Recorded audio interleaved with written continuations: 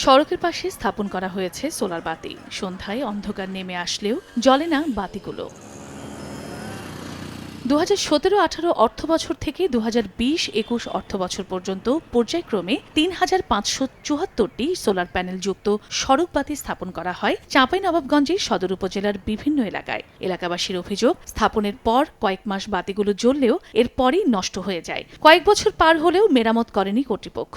অন্ধকার সড়কে যাতায়াতে ভোগান্তি পোহাতে হচ্ছে স্থানীয়দের। এমনকি বিষয়টি নিয়ে অভিযোগ করেও মেলেনি সমাধান। কিছু কিছু এগুলো লাইট জ্বলে, আবার কিছু কিছু জ্বলে না। 2-2.5 মাস জ্বলেছিল, তারপরে বন্ধ, তারপরে এটা রাস্তা অন্ধকার হয়ে থাকে। কোনো ব্যবস্থাও নিচ্ছে না হলো কর্তৃপক্ষ।